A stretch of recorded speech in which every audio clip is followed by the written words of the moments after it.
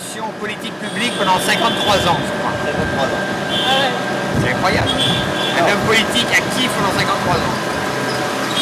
Il a été en Angleterre en 1914 parce qu'il disait que l'Inde doit continuer à travailler avec les Anglais et donc on doit soutenir les Anglais pendant la guerre, quoi. Ça c'était très controversé évidemment parce qu'il disait mais vous prenez la violence mais vous soutenez les Anglais pendant la guerre, quoi. Ouais. Et bon, ça c'est clair, c'est très très... beaucoup de gens l'ont critiqué à cause de ça, quoi. Et les pacifistes européens entre autres, quoi, ça se comprend. Tu vois, et Romain Rolland par exemple disait mais comment est-ce que vous pouvez prôner la non-violence et en même temps soutenir les Anglais dans la C'est guerre. Gandhi dit mais on veut être loyal envers l'Angleterre, donc il faut être loyal jusqu'au bout. Tu vois, on ne peut pas être loyal à moitié. C'est vrai que je trouve que Gandhi était très naïf pour pas mal de choses. Vis-à-vis du colonialisme, il a pendant jusque dans les années 30, il était quand même assez naïf, quoi. Après, il s'est aperçu évidemment les Anglais de mauvaise foi. Vis-à-vis d'Hitler, c'est pareil, il était très naïf vis-à-vis d'Hitler, en disant il faut dire à Hitler d'arrêter la guerre et on va faire des campagnes non violentes contre Hitler, mais c'est très naïf comme Mais c'est sa naïveté qui est sa force en même temps. Et alors c'est pareil, Patel c'est un film très intéressant parce que c'était le conservatisme, si tu veux, mais dans le bon sens du terme, si tu veux. Mais par exemple, il s'était un peu opposé avec Nehru, et au moment de l'indépendance, ça a failli être Patel qui est le Premier ministre, et Gandhi a non, il vaut mieux que ce soit Nehru, il est plus progressiste, quoi. Ah, d'accord. Voilà. Mais il prenait aussi la non-violence, mais Oui, alors, le problème est que pour Patel comme pour Nehru, la non-violence n'était qu'un moyen. d'accord. Et le problème c'est que, une fois qu'ils ont obtenu l'indépendance, on dit on n'a plus besoin de la non-violence, quoi. Ah ouais, Voilà, et donc... c'est ça le problème. Gandhi n'était pas content du tout au moment de l'indépendance en disant mais attends, mais vous avez fait quoi de la non-violence Mais Gandhi pouvait pas devenir Premier ministre? Ouais, il était vieux, il était âgé, il était Ah, très il- malade. D'accord. Et il était limite mourant. Hein. Il était déjà malade en fait. Ah bah, il a failli mourir plusieurs fois de jeune Ah ouais. et en plus il aurait refusé. De toute façon, je pense qu'il aurait refusé de toute façon parce que il n'était pas content du tout de la partition. Et le jour d'indépendance, La partition, tu vois ce que c'est? C'est la division d'Inde en deux morceaux. entre la partition entre l'Inde et le Pakistan. Ah ouais, d'accord. Et Gandhi n'était pas content du tout. Il dit non mais je refuse que l'Inde soit partagée en deux. C'est scandaleux, quoi. Et il y a une grande guerre en ce moment entre le Pakistan et... Bon, il n'y a pas une guerre en ce moment, quoi. Il y a un état de guerre froide depuis 60 ans. Ça y est. On arrive. Allez. Je vais faire un interview. Hop, les gars.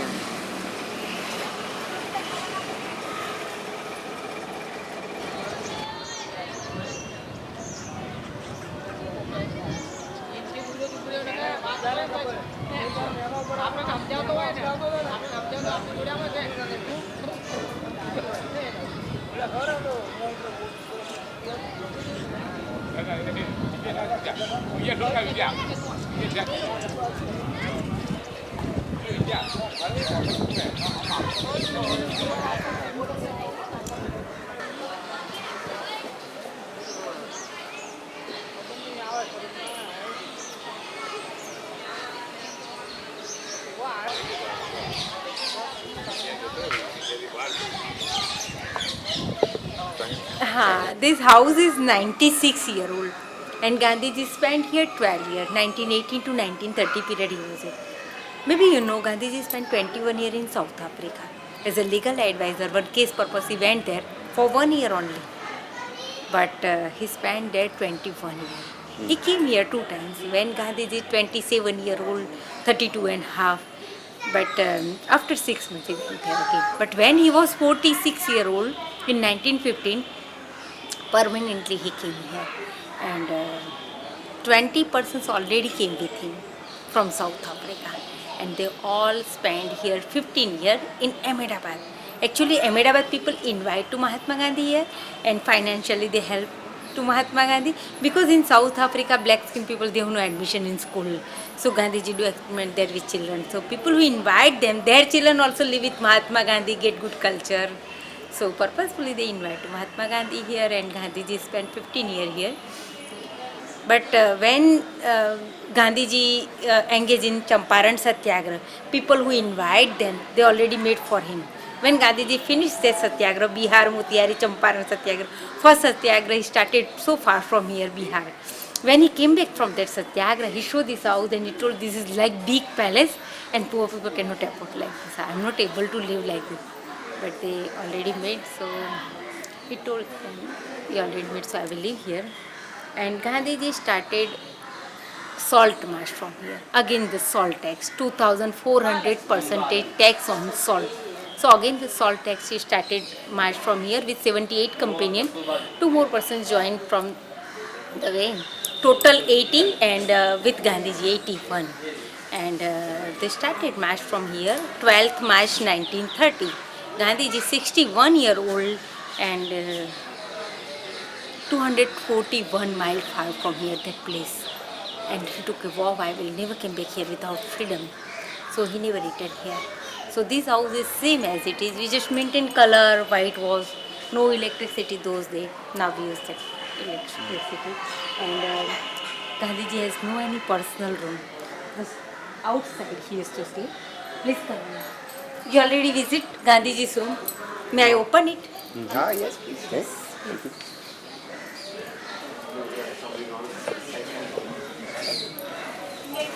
Actually, he started ashram life from South Africa. Because in 1904 he read one book written by Ruskin, John Ruskin, Unto This Land. And Gandhiji changed his life. He left his practice as a 5,000-6,000 pounds and purchased small land and farming, and he wants small house. He want to use bricks in his house, but he felt bricks too much expensive. So he is only pipe and tin roof in Phoenix settlement, very simple. And some rules he thinks some rules compulsory in our life, but some they follow, some not. But when they came here, this rule says compulsory for all followers. Gandhiji always, if more and more persons join them, so 400 to 500 people live here. Early in the morning, 4:20 they start prayer here. This is those days, no plant, nothing here, just open place. Have you seen? No roof, no any wall.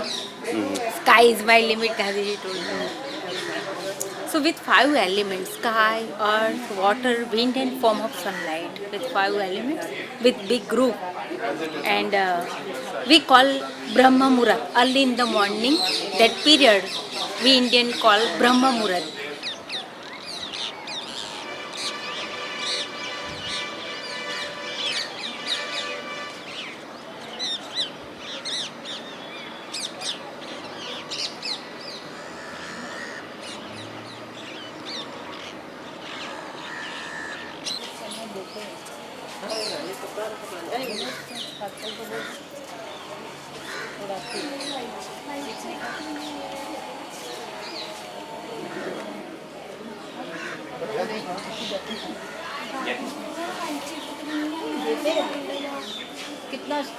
Collect here, again move, head is moving, so continuously catch up fibers, and after putting, then in the same portion fibers are into. You are holding it and why? This is very good. S'arrête le train, s'arrête au bord d'une rivière. Tous les gens descendent du train et vont se rafraîchir à la rivière. Et là, il y a une femme qui lave ses vêtements, enfin, qui lave son sarré à la rivière. Gandhi lui donne son châle. Voilà. Et à partir de ce moment-là, il a plus de châle, quoi. Il se promène, Donc, il se promène tête nue. comme ça. Ouais. Le châle étant l'équivalent du chapeau. Ouais, c'est ça. Ouais. Il se promène tête nue, sans protection. Ouais, c'est ça. Parce que comme Saint-Martin qui donne son manteau au Ouais, c'est ça, pauvres. exactement. Voilà, c'est le don du vêtement Ah au ouais. pauvre, Ouais, c'est ça. une sorte d'archétype. quoi. C'est l'archétype, c'est ça, et c'est typique. Mais... Ouais. Et là, ce qui est intéressant, c'est que ça s'est passé dans l'histoire, quoi. C'est intéressant. Gandhi l'a réalisé, on peut dire, dans l'histoire, ce qui est assez C'est ça, fantastique quand même. il il reproduit le mythe. Il reproduit de l'archétype, de effectivement, il Saint-Martin. reproduit le mythe lui-même dans l'histoire. Ça, et dans un aspect fondateur. C'est là où il se rend compte qu'effectivement, porter des vêtements occidentaux, c'est une manière d'asservir, ou porter des vêtements, tu vois, élaborés, riches et tout, c'est une manière d'asservir d'autres personnes, quoi. Parce qu'il faut qu'il y ait d'autres personnes qui les préparent, qui les cousent, qui les tissent ces vêtements.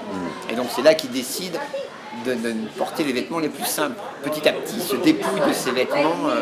Au départ, il avait des vêtements très occidentaux, la costard, la cravate et tout. Et petit à petit, il se dépouille. Ensuite, il porte des vêtements indiens d'abord. Et puis petit à petit, il se dépouille jusqu'à avoir plus qu'un seul pagne.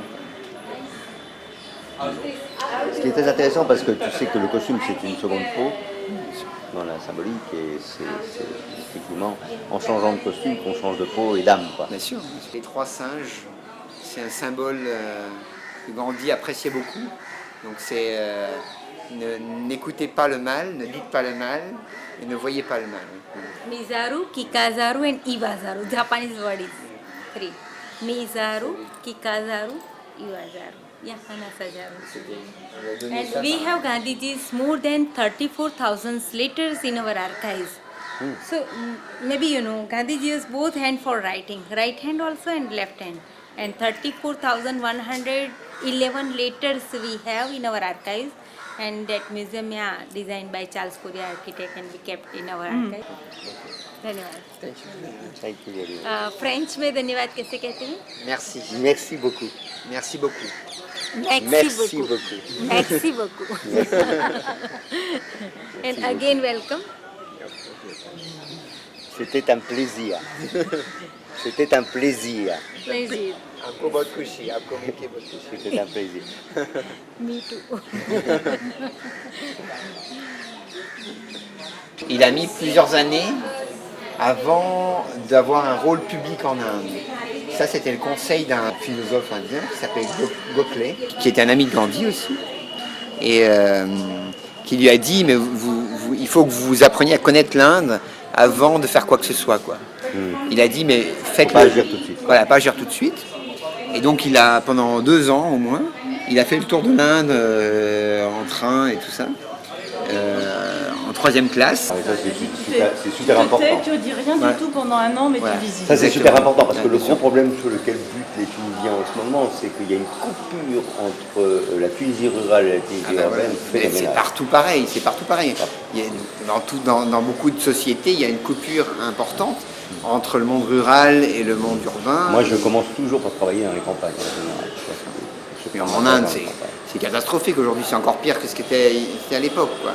La plupart des gens des villes, des Indiens qui vivent en ville, n'ont jamais été à la campagne, n'ont jamais visité un village, quoi. Ils ne se rendent pas du tout compte de... Au moins ils ont vu une vache. à la Ouais, ils ont vu une différence vache, ouais, des citadins français. C'est que Gandhi est contradictoire, quoi. Ah bah, il est contradictoire dans beaucoup de choses, quoi. Il faut accepter. Et d'ailleurs, il le reconnaissait lui-même. Et d'été, on lui dit, mais la semaine dernière, vous disiez différemment. Il disait, bah oui, mais depuis la semaine dernière, j'ai changé la vie, Voilà. tout le monde a changé Voilà. la vie. C'est ce que disait Barthes aussi d'ailleurs. Il raconte une anecdote assez... Les gens racontent une anecdote, ses disciples, très amusante. Ça, c'est... Un jour, une femme vient le voir avec son fils, quoi. Et il lui dit, mon fils est malade, il mange trop de sucre, quoi. Est-ce que vous pouvez lui dire de ne pas manger de sucre, quoi.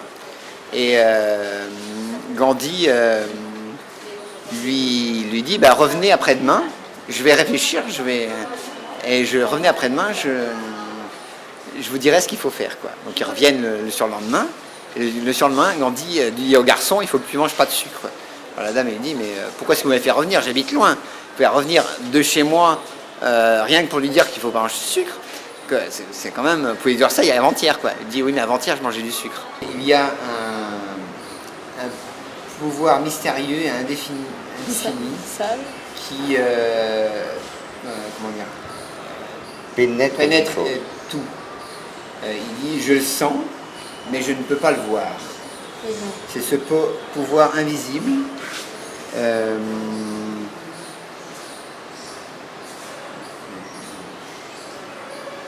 qui se fait sentir, mais qui pourtant défie toute preuve,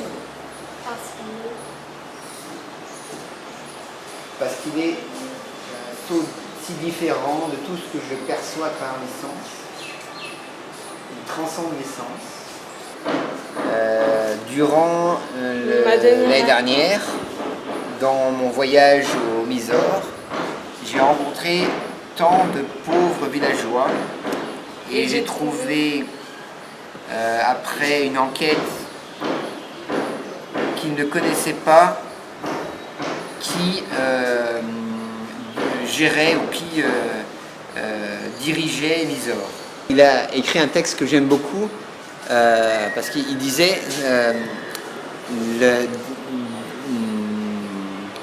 Dieu est la vérité. En fait, comment on définit Dieu, qu'est-ce qui définit Dieu le plus dans la vie ordinaire? Il dit c'est la vérité. Il ne peut pas y avoir de Dieu sans vérité, il ne peut pas y avoir de vérité sans Dieu. Quoi. Et après, il a dit, mais oui, mais comment vous définissez la vérité et après, il dit, j'étais plus loin dans ma recherche, et aujourd'hui, je ne dis pas que Dieu est la vérité, je dis que la vérité est Dieu. Parce que même les athées peuvent reconnaître qu'il existe une vérité. Même si les athées ne reconnaissent pas Dieu, les athées peuvent reconnaître qu'il y a une vérité. Comme la vérité est relative et n'est pas absolue, voilà. Dieu est relatif. Voilà. C'est un plan, ça pourrait être le début. Ouais, grâce à Marjolaine. Moi, je t'écoute, Marjolaine.